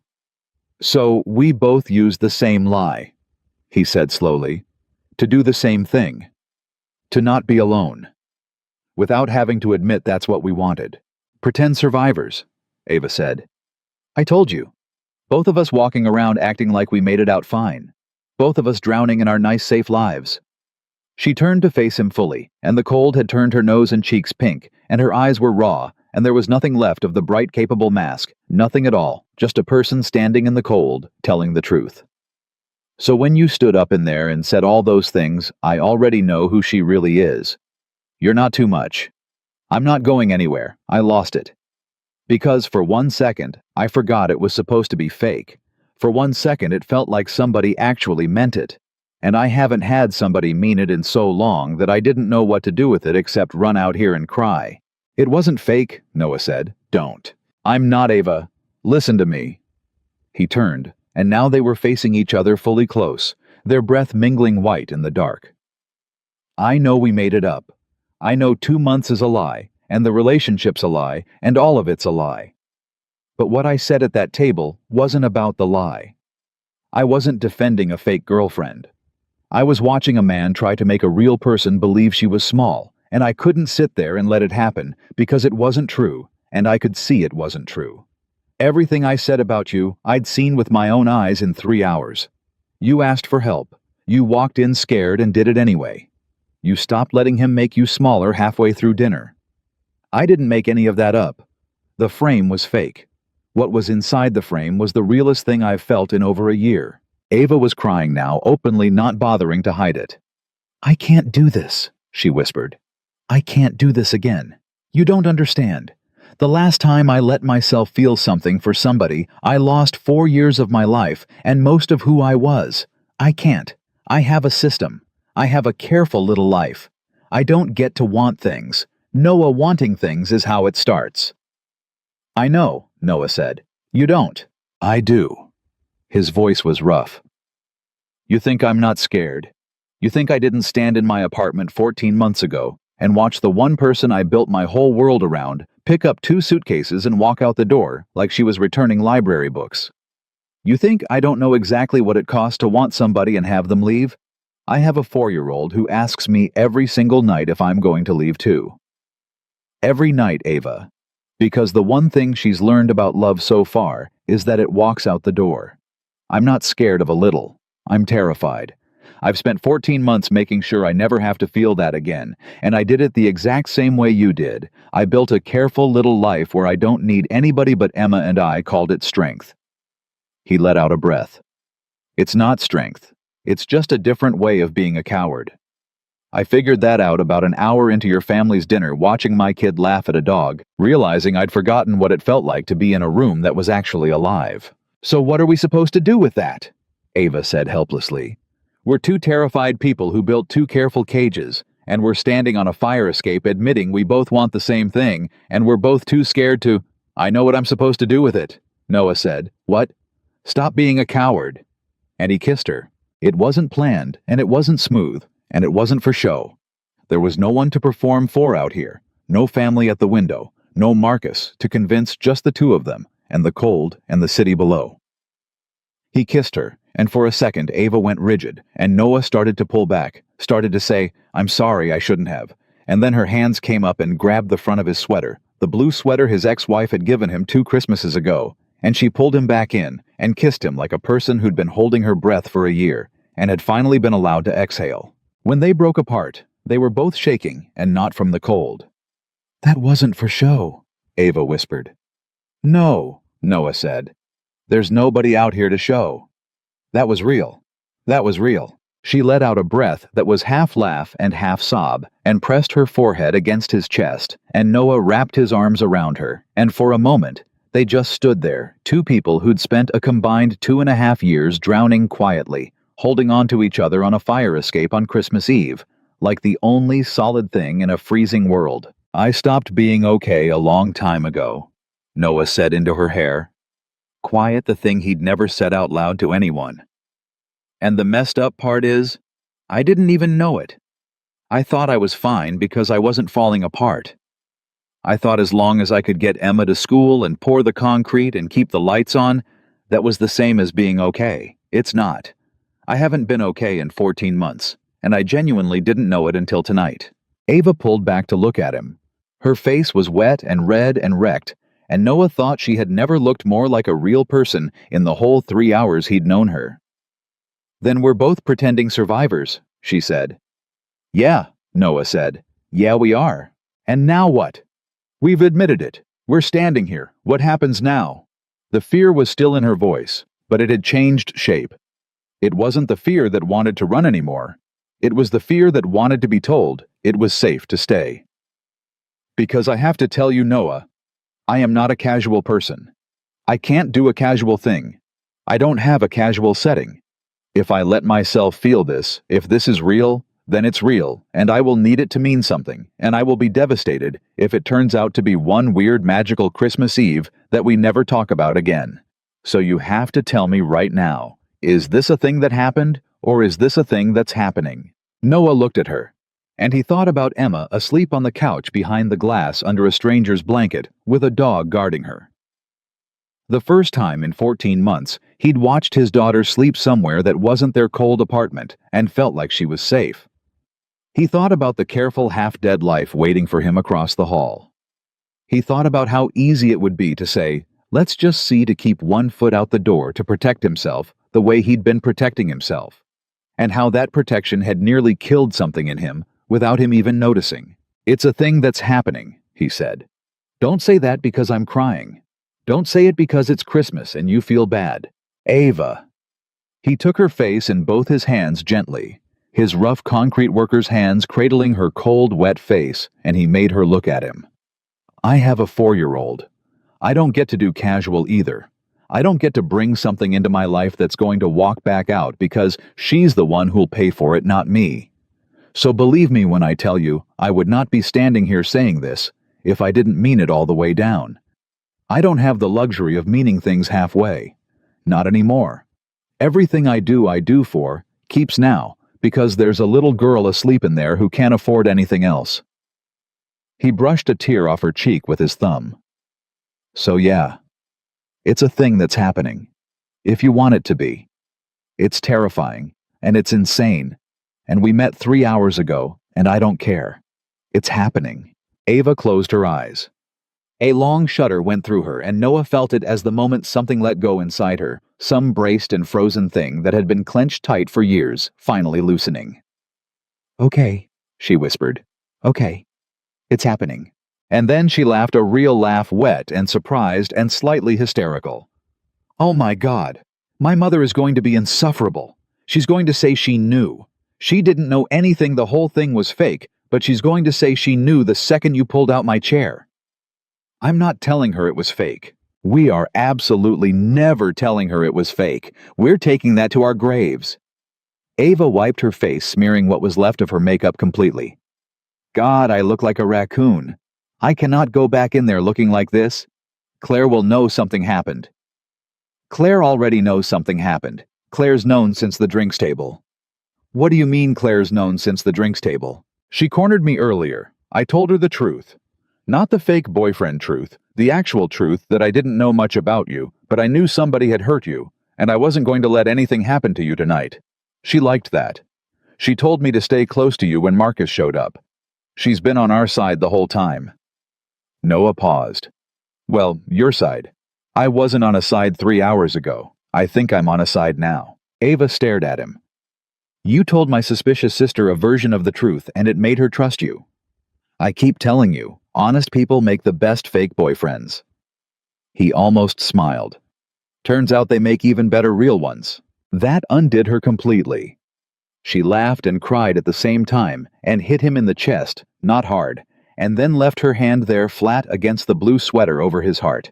And they stood like that for a while longer. The cold sharp around them, the warmth glowing behind the glass. Neither of them in a hurry to go back inside, because back inside the night would keep moving. And out here it was suspended. This one impossible perfect moment where two drowning people had reached across the dark and grabbed onto each other, and for the first time in a long time found something that held. Can I ask you something? Ava said finally. Yeah. Emma's mom, your wife.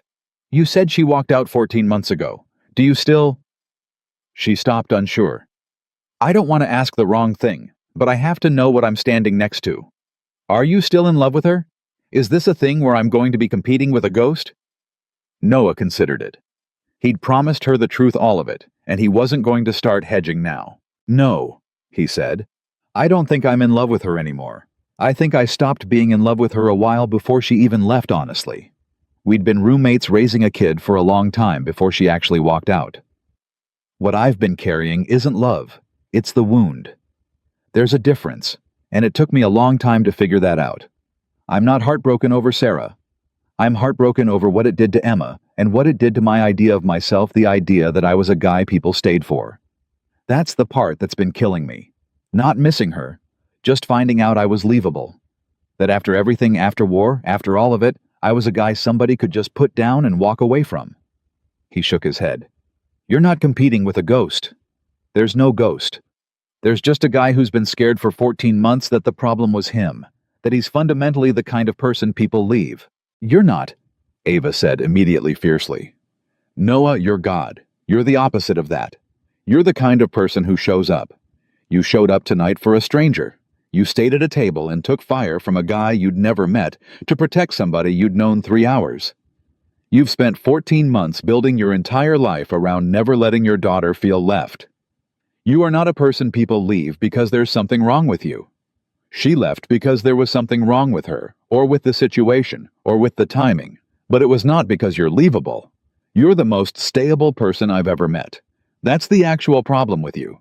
You make people want to stay so bad it scares them. Noah looked at her for a long moment. That's a hell of a thing to say to a guy on a fire escape. It's true. You've known me 3 hours. So have you. And you stood up at my family's dinner table and told me you knew who I really was. Apparently 3 hours is enough. She wiped her eyes one more time and squared her shoulders, and some of the bright, capable Ava came back. But it wasn't a mask this time. Noah could tell the difference now. It was the real thing, the loudness from the car, the actual person underneath coming back online now that the frozen thing inside her had finally let go. Okay, we should go back in. Emma's asleep and it's late, and my mother is going to send a search party. But Noah, she caught his hand. When we go back in there, I'm not pretending anymore. I can't. I'm done pretending tonight.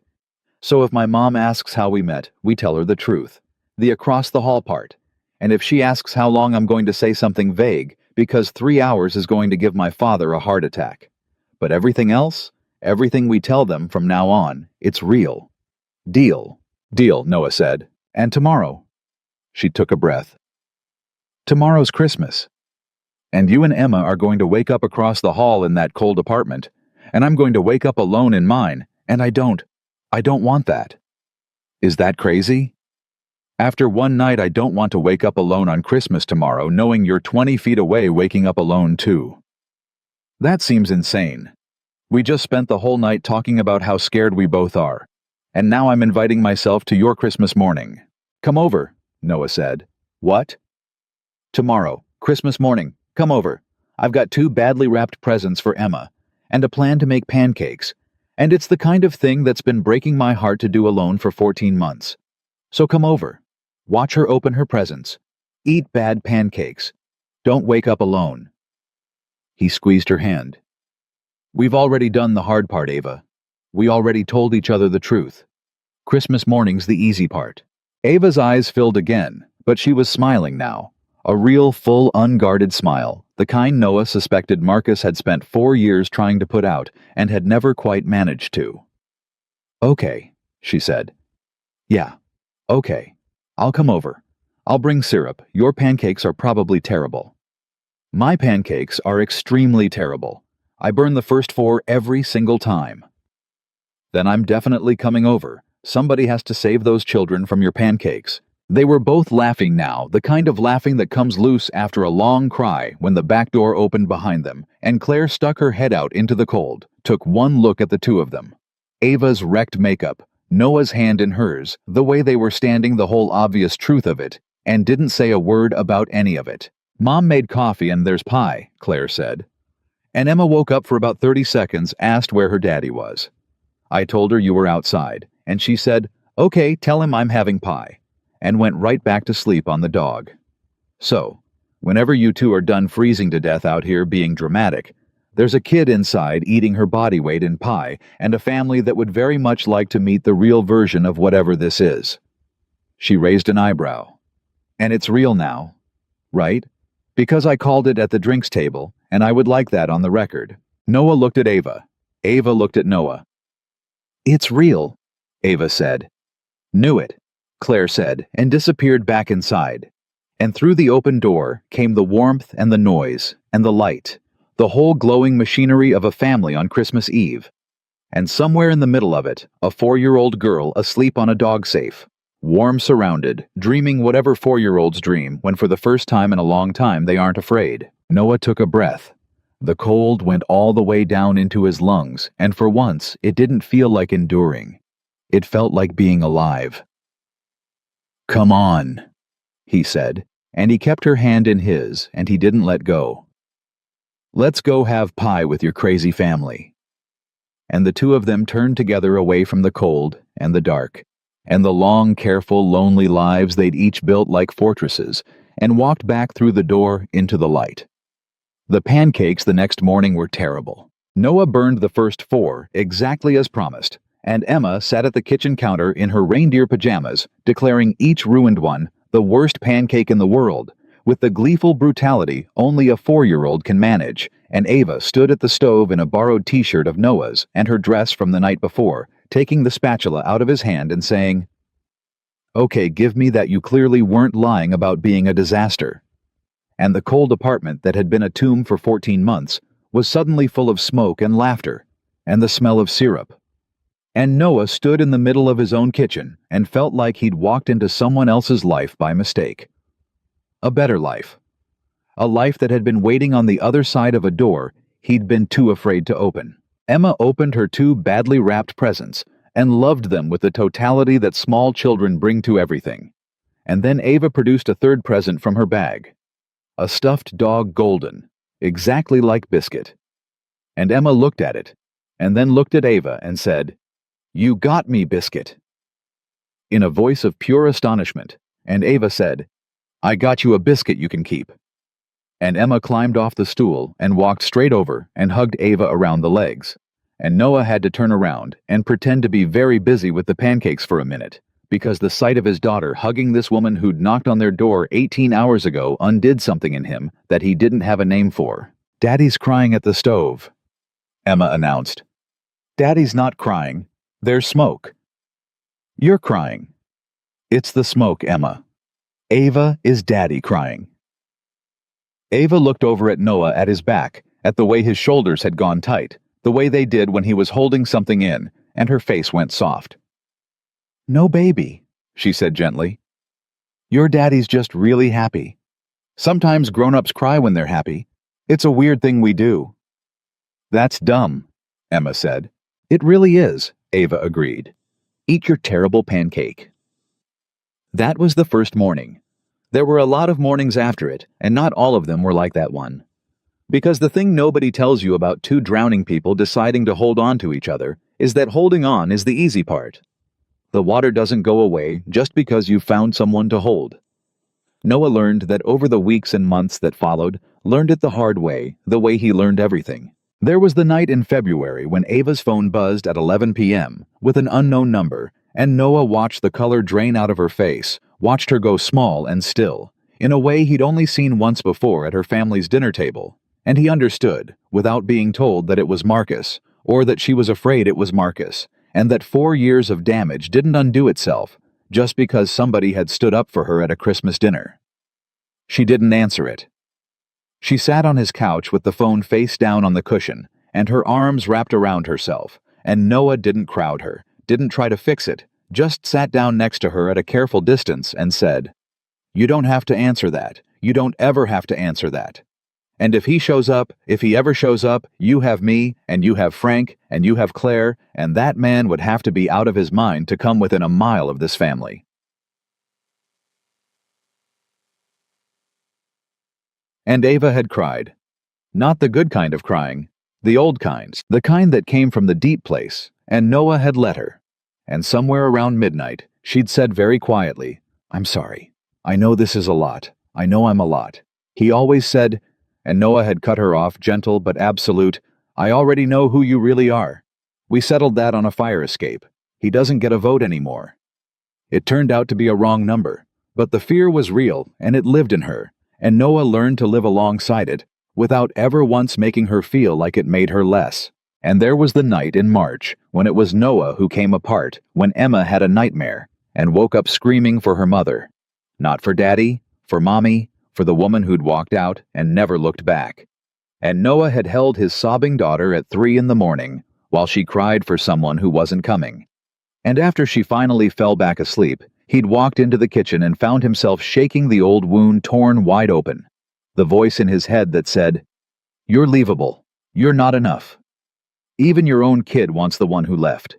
And Ava, who'd started staying over, who'd heard the whole thing from the bedroom, came out and found him gripping the counter, the same way he'd gripped it the night they met. And she didn't say it's okay, because it wasn't. And she didn't say she didn't mean it, because Emma was 4 and meaning had nothing to do with it. She just came up behind him and wrapped her arms around his back and pressed her face between his shoulder blades and said, "She cried for her mom because her mom is the wound.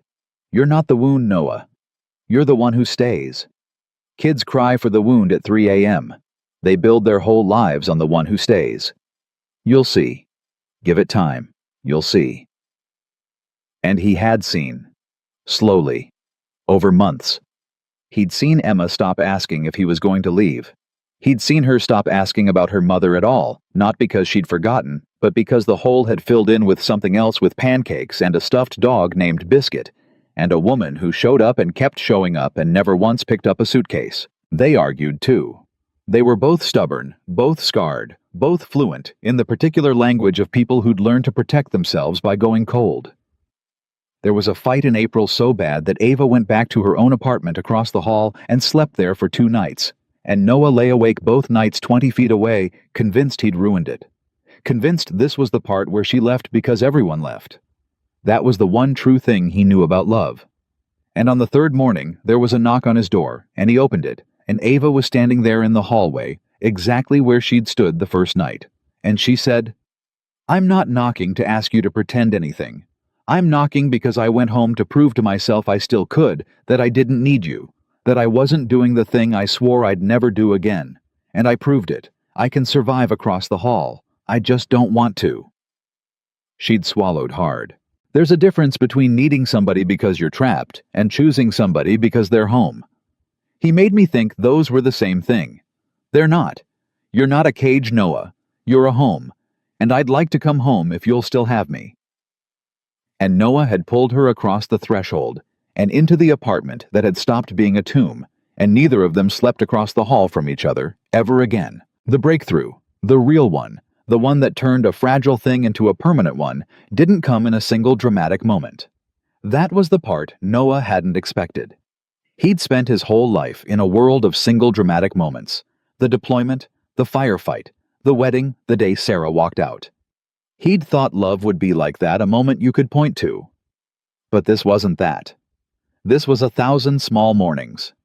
It was Ava learning how Emma liked her sandwiches cut, and Emma learning to call out Ava instead of Daddy when she scraped her knee, and Noah learning that he could come home from a job site exhausted and gray and walk into a kitchen full of noise and not have to perform being okay, because for the first time in years, he actually was.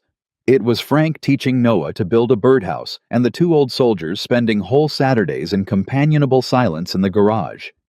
It was Diane calling every Sunday, and Claire becoming the sister Noah never had. It was the slow, unglamorous, miraculous accumulation of a life. By summer, they'd started looking at houses. Not the fancy kind. Neither of them had the money for fancy, and neither of them wanted it. They wanted a yard for Emma, a real kitchen, a second bedroom that wasn't partitioned off with a bookshelf. They wanted a front door that opened onto something other than a hallway with a tomb across it. They looked at a dozen places that were wrong, and then in September, they walked into a small two-story on a quiet street. Nothing special. Peeling paint on the porch rail, and a water stain on the upstairs ceiling, and a backyard that had gone to weeds.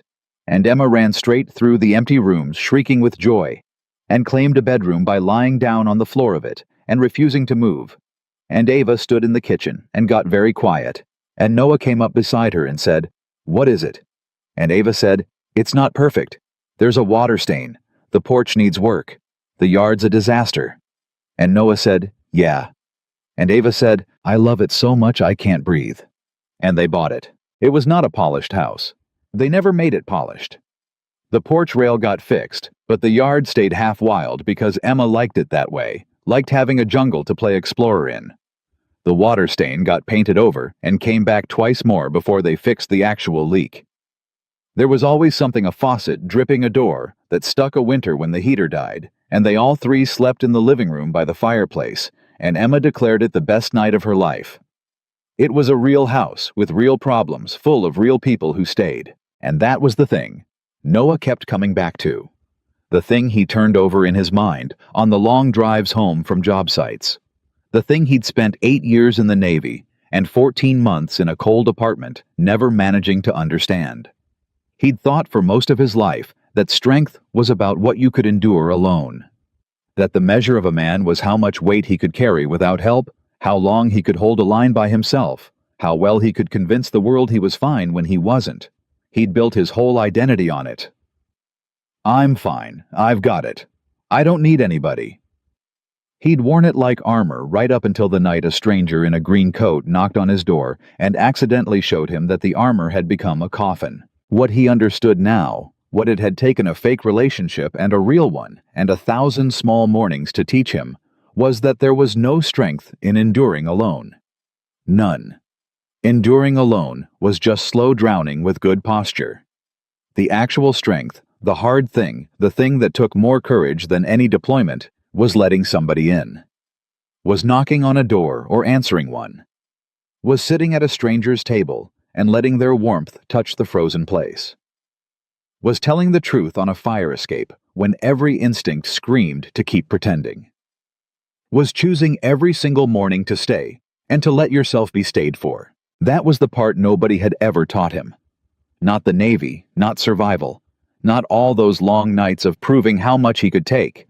They'd taught him how to last. They'd never taught him how to live. He'd had to learn that from a woman who'd been just as lost as he was, and from a 4-year-old who'd never stopped believing that love was supposed to fill a house instead of empty it. Christmas Eve came around again. A whole year, almost to the day, from the night Ava had knocked on his door. They spent it at Frank and Diane's, the way they'd spend every Christmas Eve for the rest of their lives, though they didn't fully know that yet. The same house lit up like a postcard, the same chaos of cousins, and the same too loud Danny, and the same birdhouse building Frank, and the same enormous fat dog, older, now slower, but still the first thing Emma ran to when they came through the door. Diane cried when they arrived the way she did about everything now, and hugged Noah so hard he lost his breath, and whispered in his ear, "I knew. The first night. The second you pulled out her chair, I knew." And Noah didn't tell her, would never tell her, that the first night had been a lie. Because it hadn't been, not really. The frame had been fake. Everything inside it had been the truest thing he'd ever done. The dinner was loud and warm, and exactly like the year before, except for everything that was different. Emma wasn't shy this time. Emma owned the place, ran the pack of cousins, sat at the big kid end of the table, and ate her body weight in mashed potatoes. Ava wasn't bracing for a knock at the door, wasn't watching the entrance with that flat frozen fear, because Marcus wasn't coming, would never be coming again, had been quietly and permanently uninvited from every gathering this family would ever have. And Noah wasn't sitting at the table playing a part, gripping a stranger's hand under the tablecloth, performing a closeness he didn't feel. He was just there. He belonged there. He'd earned it the slow way, the real way, over a year of showing up. After dinner, when the pie was gone, and the kids had crashed, and the adults had scattered into the comfortable post-meal drift, Noah found himself out on the back fire escape again. The same metal stairs, the same cold, the same city glittering below. He hadn't planned to go out there. His feet had just carried him the way they sometimes did, to the place where everything had changed. And he stood at the railing where they'd stood a year ago, and he looked out at the lights, and he let himself feel the full size of the year. The door opened behind him. He knew it was her before she spoke. "I figured I'd find you out here," Ava said. She had her coat on, the green one, the same one, and she came to stand beside him at the rail, close, their shoulders touching. "You okay?" "You disappeared." "I'm okay," Noah said. And then, because they'd made a promise a year ago on these exact stairs to never lie to each other again, he said. "Better than okay, actually. That's still strange to say. I keep waiting for it to be a lie." "It's not a lie. I know. That's what's strange about it." He turned to look at her. A year ago, she'd been standing in the same spot with her mascara running and her family's warmth glowing behind glass, asking him why he'd told the truth about something that wasn't real. Now her face was calm and open, and lined faintly with a year of actual happiness, and there was nothing frozen left in it anywhere. "You want to hear something insane? Always. A year ago tonight, I was sitting in that apartment across the hall eating bread off the counter because I couldn't bring myself to sit at the table. And I genuinely believed that was the rest of my life. Not as a tragedy. That's the part that gets me. I didn't think this is so sad. I thought this is just how it is now. I'd made peace with it. I'd decided that a cold apartment and a microwave dinner and a kid who asked me every night if I was going to leave was the deal, and my job was just to endure it as well as I could for as long as I could." He shook his head slowly. "I'd given up. I didn't even know I'd given up. That's the thing about giving up quietly. You can do it without ever noticing you did it. And then I knocked on your door. And then you knocked on my door," Noah said, "with the single most insane request anyone's ever made of me. And I said yes for all the wrong reasons, or what I thought were the wrong reasons. And it turned out to be the only right thing I've done in years." He reached over and took her hand the same way he had at her family's table a year ago. Except there was no one watching now, no part to play. Just two people on a fire escape who'd decided to stay. "You didn't just change one night, Ava. You want to know what you did? You knocked on the door of a man who'd quietly decided to spend the rest of his life enduring, and you accidentally reminded him he was allowed to live. That's not a small thing. That's the whole thing. That's everything. Ava's eyes filled, but she was smiling the full, unguarded smile, the one that had taken months to fully come back and now lived on her face like it had never left. You know what's funny? I came to your door that night thinking I needed someone to protect me from Marcus, to stand next to me so I wouldn't have to face him alone. And you did. You stood up at that table, and you took him apart with about 6 sentences. She laughed softly. But that's not what you actually saved me from. He was already gone, really. He'd been gone a year. What you saved me from was the thing I'd built after him. The careful little cage. The life where I didn't need anybody so nobody could ever hurt me again. I was so proud of that cage. I thought it was healing. It was just a nicer prison. She squeezed his hand. You didn't save me from Marcus Noah. You saved me from the person I'd turned into to survive Marcus. And I didn't even know I needed saving from her until you showed me there was a whole life on the other side of the bars. Pretend survivors, Noah said quietly. Pretend survivors. Ava agreed. Except we're not pretending anymore. We're just survivors now, actual ones, the kind that made it out and built something on the other side. She leaned her head against his shoulder. Look at us. We have a house with a water stain and a wild backyard, and a kid who calls us both when she scrapes her knee. We have terrible pancakes every Sunday because you still burn the first 4, and I let you because Emma thinks it's a tradition now. We have my insane family, and my dad's birdhouses and a fat old dog we're going to inherit the second my mother admits she's too tired to take care of him. She lifted her head and looked at him. Did you ever in a million years, standing in that cold apartment eating bread, think you'd have this? No, Noah said honestly. I'd stopped being able to imagine it. That's what 14 months of enduring does. It doesn't just make the present cold. It kills your ability to picture anything else. I couldn't see this if I'd tried. I didn't have the equipment anymore. And now I can't picture anything else, he said. That's the part that scares me even now. I've built my whole life around this, around you, around Emma, around Sunday pancakes, and your dad's garage and a house full of noise. I don't have a backup plan anymore. I don't have 1 foot out the door.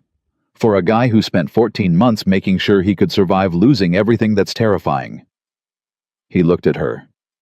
But I wouldn't go back. Not for anything. The careful version of me that could survive losing everything he wasn't alive, Ava. He was just hard to kill. There's a difference. I'd rather be alive and breakable than safe and half dead. You taught me that. You and a 4-year-old and your whole crazy family. The back door opened again, and small running footsteps came across the landing, and Emma appeared between them, wide awake again, despite the late hour, pushing her way to the railing to stand in the gap between them, and both of them automatically reached down to make sure she didn't get too close to the edge.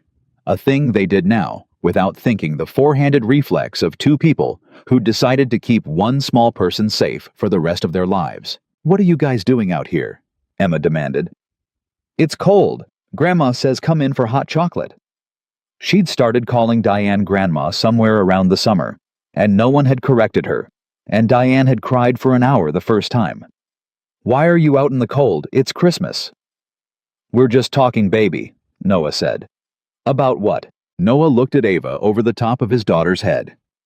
A year ago, he'd stood in this exact spot and told a woman he barely knew the truest thing he'd ever said.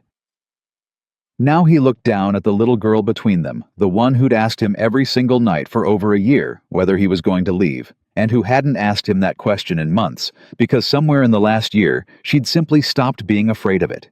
And he understood that this was the answer to everything, that the whole long, brutal road had led to a 4-year-old who'd forgotten to be afraid. We're talking about how lucky we are, Noah said. To have you, and Ava, and Grandma's hot chocolate. That's dumb, Emma said. Talking about being lucky is dumb. Come inside and be lucky where it's warm. And she grabbed both their hands, one in each of hers, and tugged with the absolute certainty of a child who'd never once doubted that the 2 adults on either side of her would follow wherever she pulled. And they followed. Of course they followed. At the door, Noah paused for just a second and looked back at the fire escape, At the cold and the dark and the city glittering below, at the place where his life had cracked open a year ago and let the light in. He thought about the man he'd been on the other side of that crack, the one eating bread over a counter, the one who'd called slow drowning being fine, the one who genuinely believed that the measure of a man was how much he could endure alone. He didn't hate that man. He'd needed that man to survive long enough to make it here.